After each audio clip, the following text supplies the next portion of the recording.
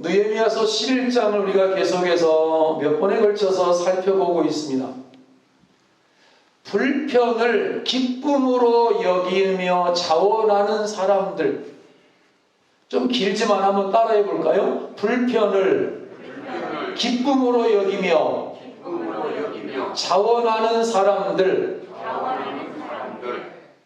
그 사람들의 여러 이야기 속에서 제가 찾아난 하나의 공통적인 단어를 말하라면 불편함을, 모자람을, 그리고 여러 가지 어려운 환경을 기쁨으로 여기면서 그것을 뛰어넘어서 자원하는 심령으로 하나님의 나라가 세워지고 교회가 세워지는 이야기를 함께 하고 있습니다.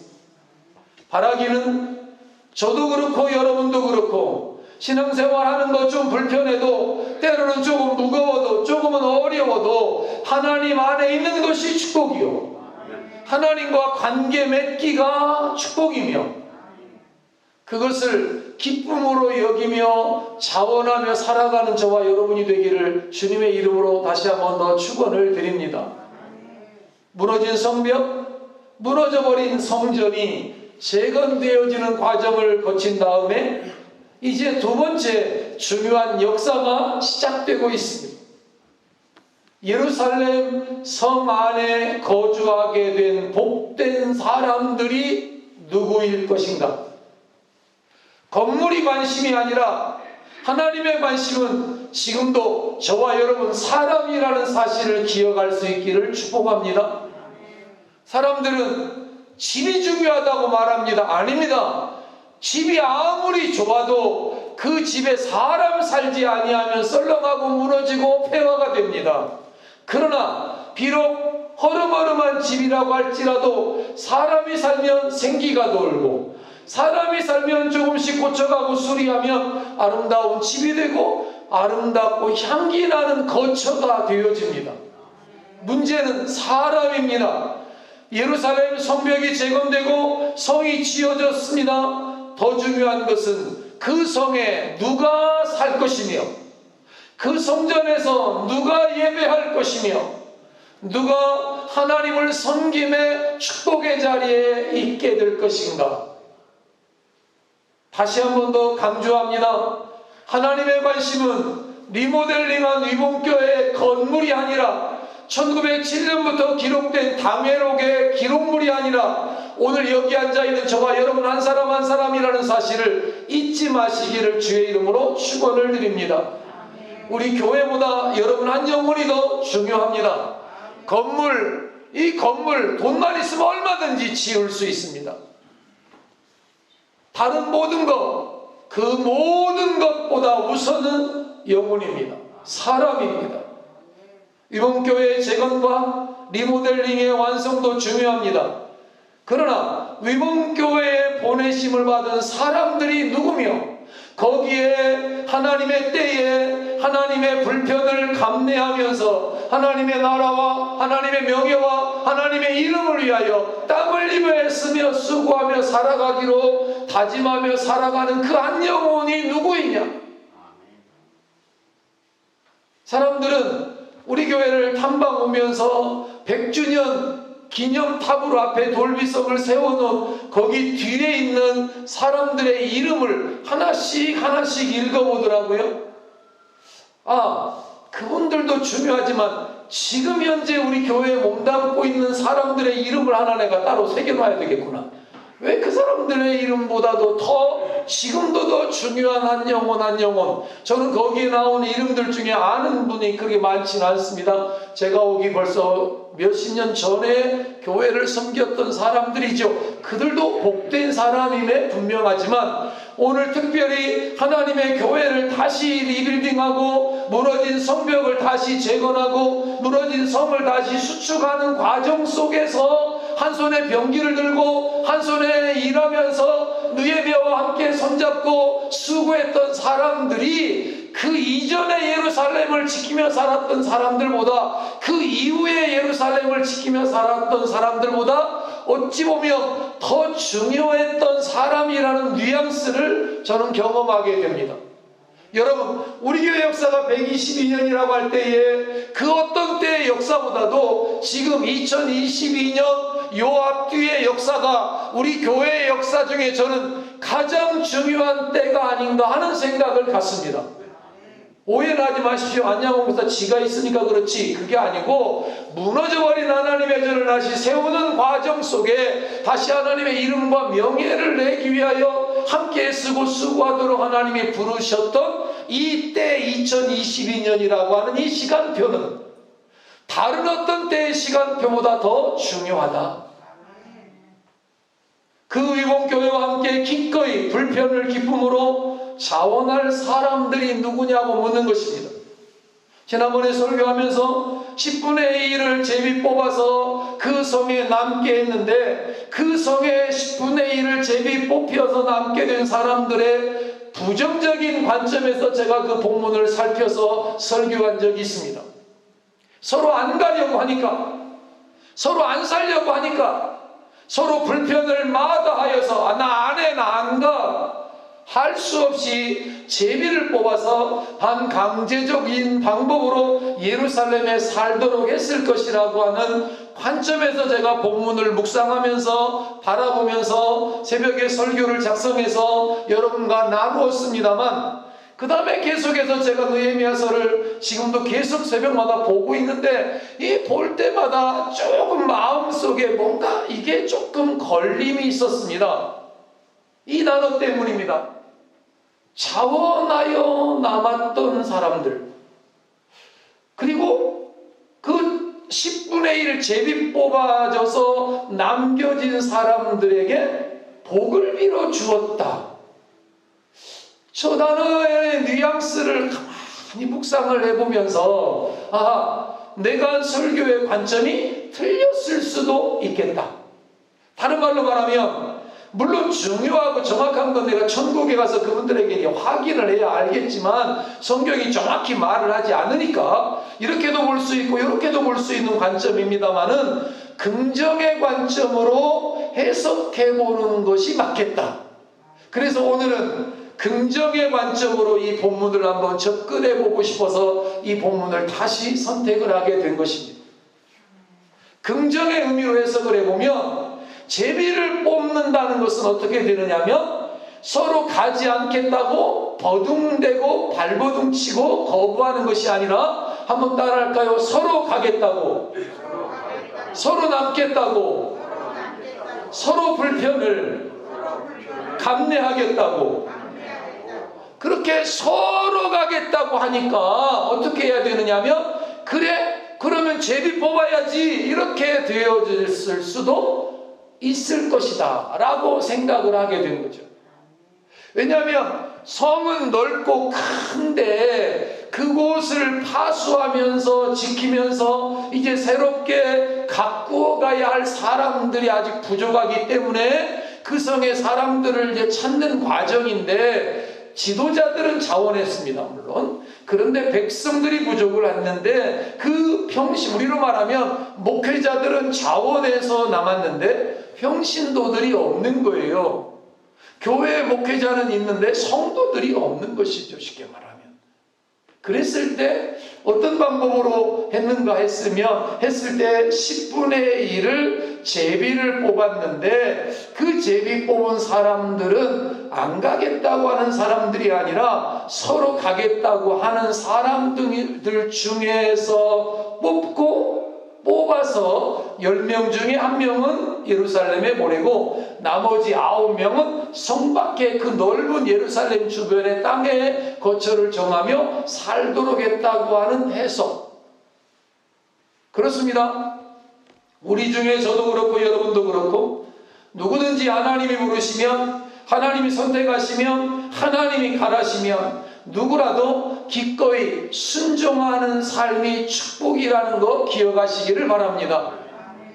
누가 불편하고 위험하기까지 한 예루살렘에 살겠는가? 누가 고난의 자리를 감당할 거냐? 누가 이 성과 거룩한 성전을 지키는 자리에 끝까지 남을 것이냐 할 때에 하나님 저를 불러만 주십시오. 하나님 저를 써주십시오. 기꺼이 제가 가겠습니다. 기꺼이 제가 남겠습니다. 이런 자원하는 사람들이 너무너무 많아서 제비를 뽑을 수밖에 없다는 해석. 이 해석이 맞기를 소망해 봅니다. 그리고 이 해석의 후예들이 저와 여러분이 되어지기를 축복합니다. 그렇게 뽑힌 사람들, 그들은 기쁨으로 그 예루살렘 성을 향했고, 뽑히지 않은 사람들, 그들은 아쉬움 속에서 그들을 축복하는 모습, 그들을 위해 축복하고 복을 빌었다는 것입니다. 너무 감동이고 너무 멋진 대목을 경험하고 있습니다.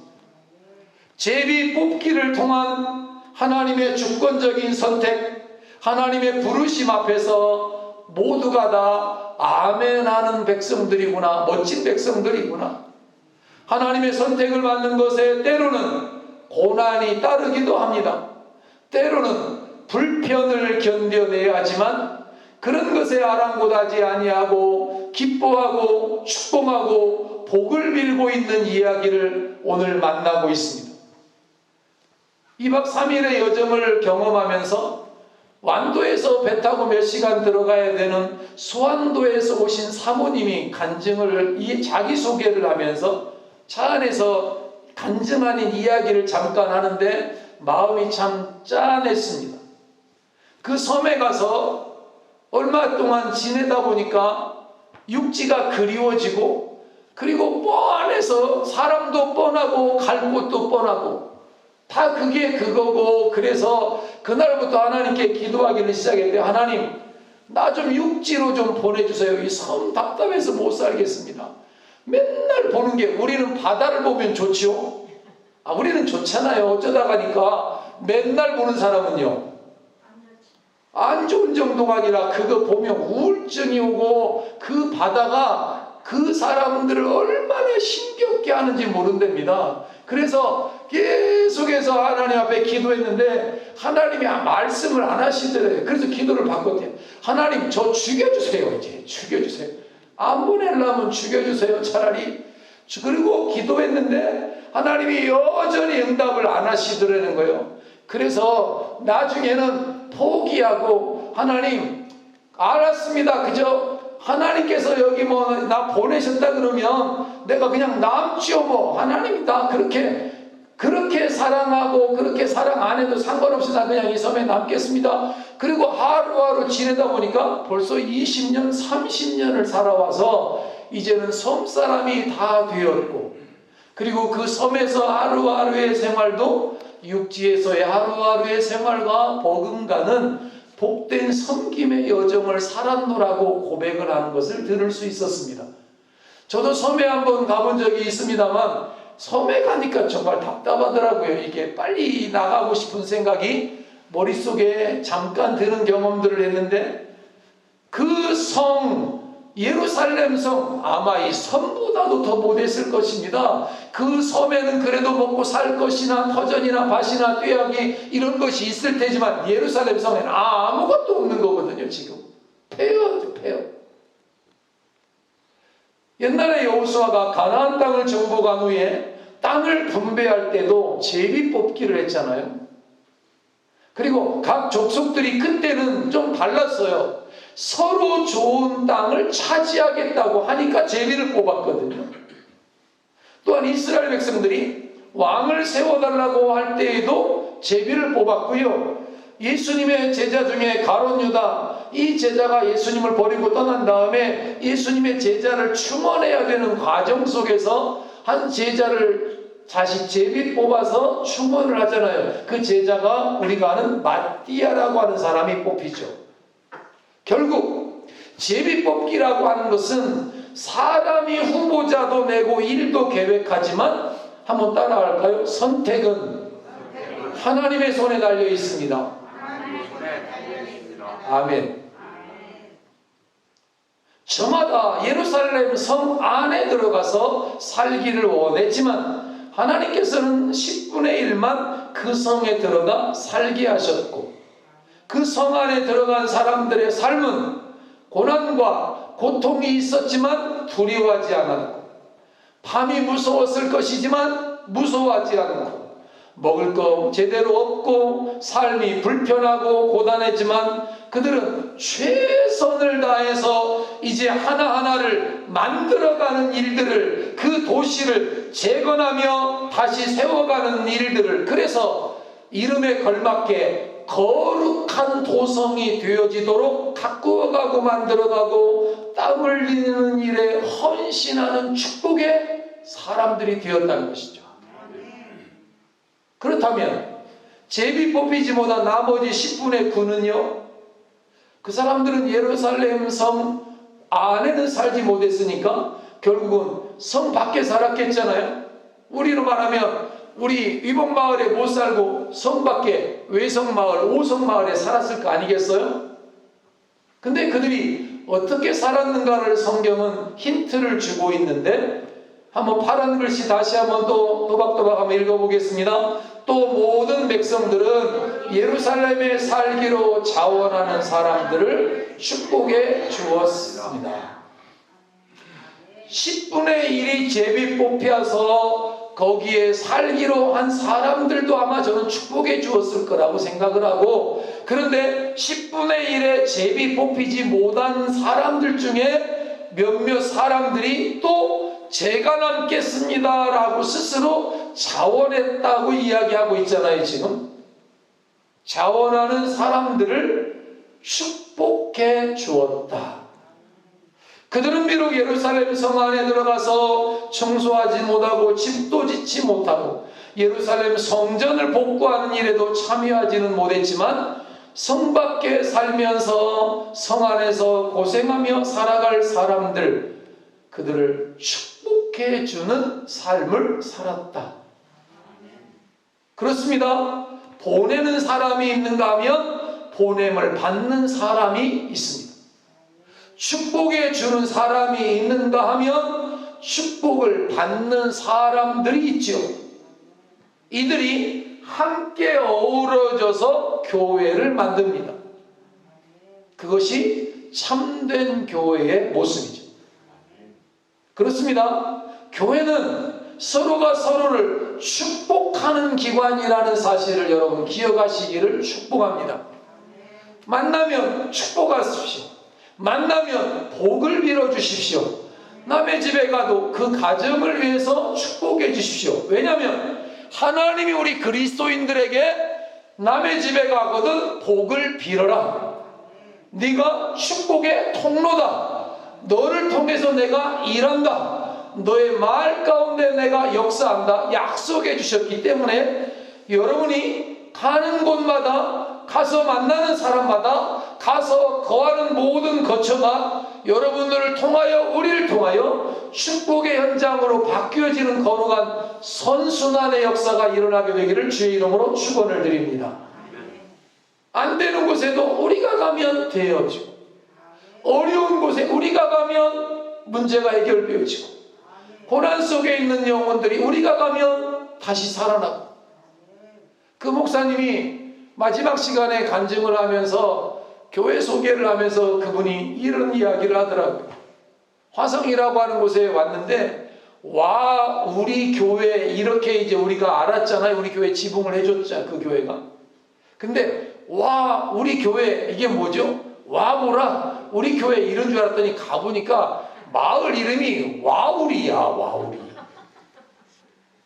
마을 이름이 와우리야. 와우리인데 그 와우리가 무슨 뜻이냐니까, 우가 소자예요. 소가 들어 누워있는 형상을 지닌 마을이란 뜻이래요. 그래서 그 마을의 이미지 자체가 처음에 목사님 부임했을 18년 전에는 소똥 뭐 이런 거 막 키우고 뭐 난리법석이었던 모양이에요. 근데 그분의 마음속에 하나님이 무슨 마음을 주었느냐면, 교회를 중심으로 한 4km 심리 거리에는 가난한 사람이 없게 하라. 굶는 사람이 없어야 한다. 공부 못하는 사람이 없게 해야 된다. 이건 화성시에서 할 일이 아니라 교회가 해야 된다라고 하는 마음을 그 목사님의 마음에 주셨대요.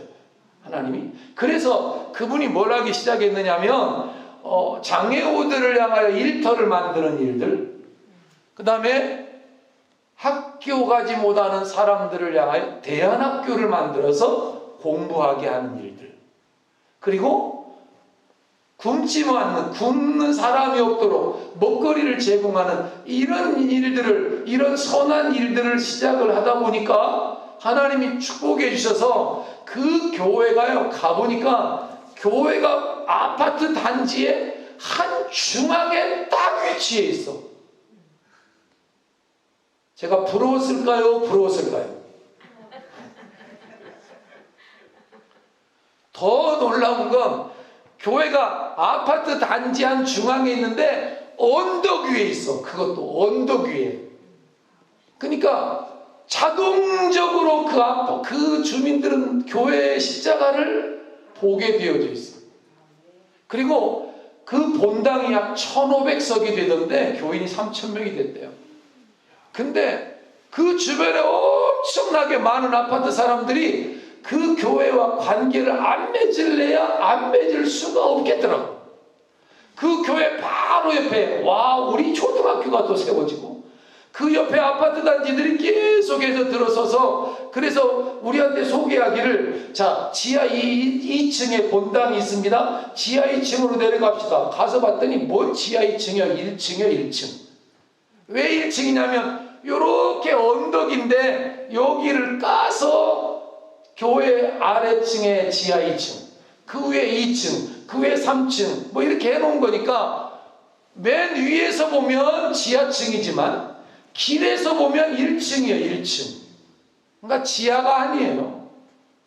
하나님이 그 목사님의 섬김과 그 나눔과 그 구제와 그 봉사를 사용하시고, 그리고 그 목사님이 하는 일에 장로님들도 함께 동역하고, 왜 우리가 어려운데 그런 일 합니까? 우리보다 큰 교회들도 얼마든지 많은데 왜 우리 교회가 해야 됩니까? 이렇게 안 하고 하나님께서 마음을 주신 마음이니 우리가 하자고 할 때 예하고 아멘하고 순종하니까 하나님이 그 그릇을 보시고 사람들을 보내어 주시고 부어 주십니다. 여러분, 교회는 아낌없이 격려하고 위로하면서 가슴 찐한 감격과 눈물이 있고 서로가 서로에게 복을 빌어주고 어려운 사람들을 구제하고 봉사하며 도와주면서 세워져가는 축복의 현장이 교회라고 하는 사실을 기억할 수 있기를 축원합니다.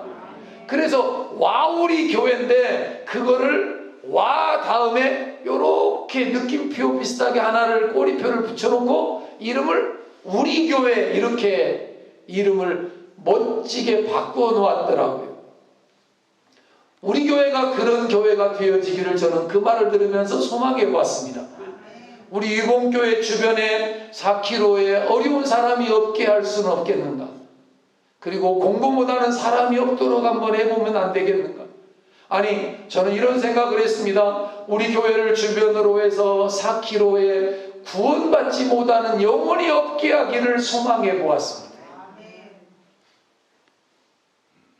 비록 제비뽑기에 뽑히지 못했다고 할지라도 제비 뽑힌 사람들을 축복하고 뒤에서 기도해주고 응원해주는 멋진 교회, 멋진 성도들, 나머지 백성들은 이별의 눈물, 감격의 이별을 합니다. 그리고 자기 지파에게 제비 뽑아 할당되어진 도시를 향하여 길을 떠납니다.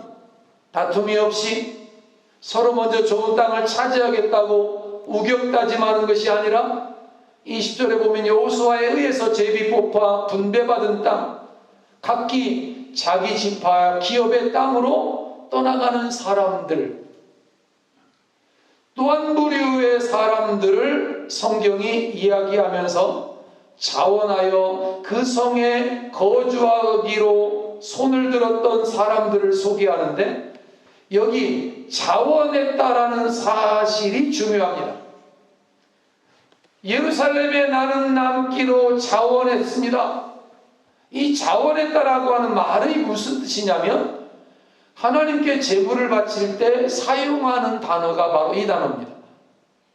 그러니까 예루살렘에 거주하는 백성 중에서 10분의 1과 자원하는 사람들이라고 말할 때 자원했다라고 하는 말의 구약에서의 뜻은 뭐냐면 하나님께 바쳐진 제물을 의미합니다. 제물. 한번 따라할까요? 너희 몸을 하나님이 기뻐하시는 산 제물로 드리라. 히브리서에서는 그렇게 말하죠. 로마서에서 너희 몸을 하나님이 기뻐하시는 산 제물로 드리라 할 때에, 그러니까 10분의 1로 제가 남겠습니다. 자원하는 사람들과 제비 뽑아서 10분의 1로 그 성에 남겨진 사람들, 오늘 우리로 말하면 우리 마을 사람들 중에 하나님이 뽑아서 저와 여러분을 이 교회에 보내었는데, 저와 여러분은 구약시대의 의미로 말하면 하나님께 바쳐진 제물들인 거예요. 하나님 앞에서 산 제물로 살아가야 할 사명을 받은 사람들. 그래서 그들이 중요합니다. 하나님 앞에 산 제물로 살아가야 할 사람들, 그들의 역할이 너무너무 중요한 것이고, 그들이 이제 그 땅에서 살아가는 한 날의 삶이 역사가 되고, 그들 한 사람 한 사람의 헌신이 이스라엘의 이야기가 되고 스토리가 되고 예루살렘의 정신이 되는 거예요. 정신. 백성들을 대표해서 하나님 앞에 드려진 산 제물의 사람들의 삶, 그들의 신앙의 삶은, 그들의 믿음의 성공은, 성공이라는 단어가 조금 어폐가 있지만 민족 공동체 전체의 희망이며 민족이 따를 모범의 길을 만들어가는 게 그들의 삶인 거예요. 반대로 말해볼까요? 이들이 만약에 신앙적으로 실패한다면, 이들이 만약에 하나님 앞에, 하나님의 말씀 앞에 온전히 살지 못하고 하나님 모실 때 잘못된 삶을 산다면 전 민족의 앞날에 먹구름이 드리워지는 거예요. 그만큼 중요한 이 몇몇 사람들의 삶. 우리는 다수결의 원칙을 중요하고 사람 많은 교회가 중요하고 사람 많은 곳에 사람들이 관심이 있어요. 그러니까 많은 사람이 많은 교회, 그 마을에 화성에 이사 오면 그 교회 가고 싶어 하는 게 당연해요. 왜? 다 갖춰져 있잖아요. 뭐든지 있잖아요. 부족함이 없어요. 그리고 또 부동산도 업자들도 그런다네. 이사 오는 사람들에게 이 동네 제일 좋은 교회가 어디냐 그러면 뭐라고 말한다고요? 아니 위봉교회라고 한다고. 왜 그 이야기를 해? 여기 이야기를 해야지. 그러니까 자연히 부흥이 된대요. 그리고 또 목사님 우스갯소리도 하더라고. 자기들의 교회가 부흥하는 데는 전국의 성도들이 자기를 위해서 기도해 주었기 때문이며.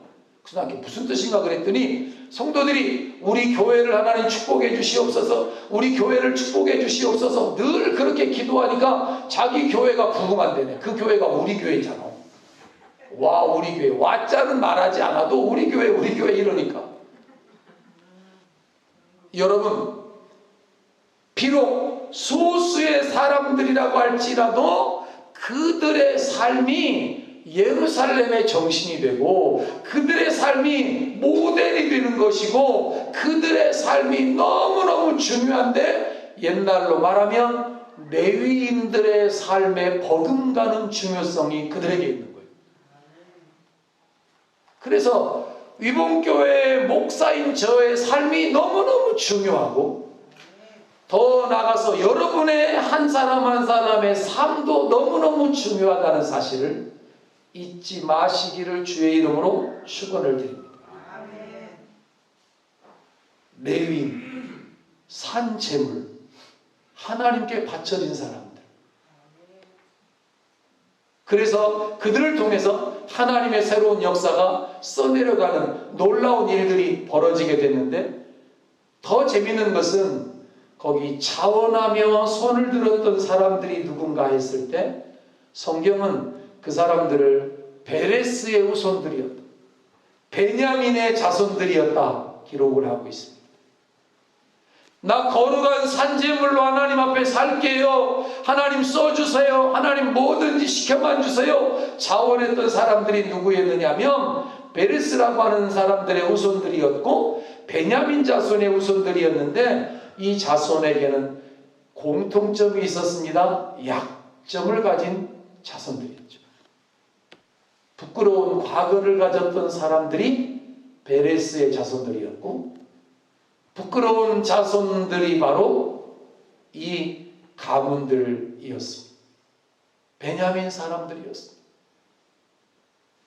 당대 문화 속에서 이 두 가문은 우리로 말하면 약점도 많고 과거의 부끄러운 이야기를 가진 사람들이었으며 감히 하나님의 족보에 기록되기도 민망한 이런 사람들이었음에도 불구하고 이 사람들은 그들의 약점 앞에 굴복하지 아니하고 그들의 모자람으로 탄식하는 자리에 머무르지 아니하고 하나님 앞에서 오히려 약점과 모자람과 부족함을 떨치고 일어나서 하나님의 영광의 통로가 되었다는 사실이 저에게 큰 위로가 되었습니다. 여러분, 우리 교회가 비록 약한 교회요, 우리가 모자라는 그런 교회이고 저도 모자란 목사이지만 하나님은 그 약점 많은 사람들을 써주셨다는 사실을 저는 기억합니다. 비록 수가 많이 없어도 우리는 수천 명에 비하면 몇 사람 안 되는 소수의 사람이라고 할지라도 일당 천의 영혼들로 예루살렘의 정신을 써내려가는 사람들의 후예로 위봉교회의 정신을 만들어가는 저와 여러분이 되어지기를 주의 이름으로 축원을 드립니다. 일당 천, 한 사람이 1000명과 같은 믿음의 거성들, 그들은 자원했습니다. 상처를 딛고 일어났습니다. 허물 앞에 주눅들지 않았습니다. 그리고 스스로 불편을 기쁨으로 여기며 하나님의 나라를 향하여 길을 나설 수 있었던 사람들. 또 한 사람의 이야기를 잠깐 하고 말씀을 마무리하려고 합니다. 바로 이 사람입니다. 전영창 선생님. 거창고등학교의 정신을 만든 사람입니다. 1976년에 세상을 떠났는데 거창고등학교가 어떤 학교였는지를 잠깐 말씀해 보려고 하는 거죠. 이 전영창 선생님은 전라북도 무주에서 태어났고요, 전주 신흥고등학교를 졸업합니다. 그리고 일본에 가서 신학교를 공부하고 그리고 미국에 가서도 공부를 합니다. 근데 한국전쟁의 소식을 듣고 졸업이 일주일 남았는데 귀국을 합니다. 졸업하고 와야 돼요? 졸업 안 하고 와야 돼요? 말하기가 좀 애매하죠, 조금. 근데 졸업 일주일 앞두고 나라가 전쟁을 겪는다는 이야기를 듣고 졸업이 문제가 아니라 조국이 문제다, 나라가 있어야지 이까지 학위가 중요한 게 아니다. 그리고 돌아옵니다. 그리고는 와서 장기래 박사님과 전종희 박사와 피난민들을 무료로 진료하는 복음병원을 이 사람이 세웁니다. 부산에 세우죠. 지금도 있죠. 그리고 휴전 이후에는 미국으로 다시 건너가서 컨콜디아 신학대학원을 졸업합니다. 그리고 돌아와서 1956년에 폐교 직전에 있던 거창고등학교를 인수받아서 당시 학생이 몇 명이요? 8명. 기독학교로 등록을 하고 기독교 교육을 시작합니다. 그리고 기독교 교육을 통해서 하나님의 사람들을 세우는데 그 거창고등학교에서 민족을 짊어지고 나갈 많은 일꾼들이 세워집니다. 그리고 그가 거창고등학교의 정신을 만들었는데 이 선생님이 바로 이런 것을 가르쳤습니다. 거창고등학교 학생들에게 직업 선택의 10계명 이런 것을 가르쳤는데, 하나, 월급이 적은 직장을 선택을 해라. 맞아요, 맞아요? 월급 많은 데 가라 그러죠, 여러분 자식들에게. 둘, 네가 원하는 곳으로 가는 게 아니라 너를 필요로 하는 곳으로 가라. 셋, 승진 기회가 거의 없는 곳으로 가라. 얼굴들이 별로 안 좋으시네요.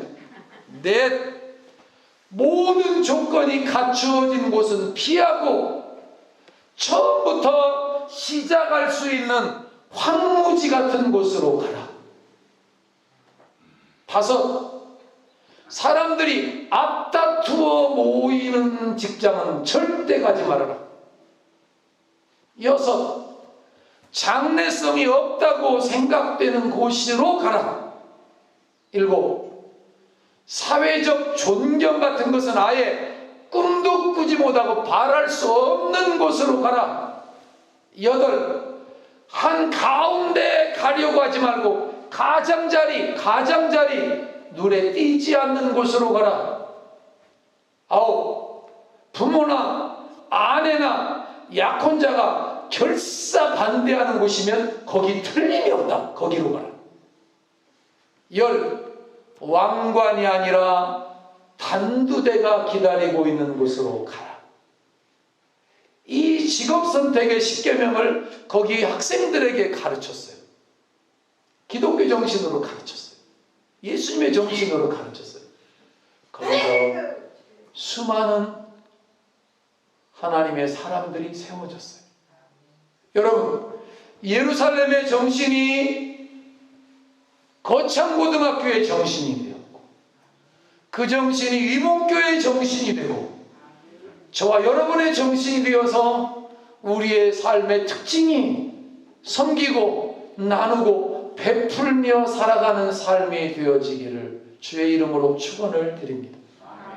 그리고 불편을 기쁨으로 감내하며 자원하는 축복의 사람들, 또 다른 사람들을 축복하는 사람들, 비난하고 헐뜯고 깎아내리고 모함하고 고자질하고 그런 세상 속에서 복을 빌어주는 사람들로 저와 여러분의 삶이 펼쳐지는 10월, 11월, 12월의 삶이 되어지기를 주의 이름으로 축원을 드립니다. 아버지 하나님,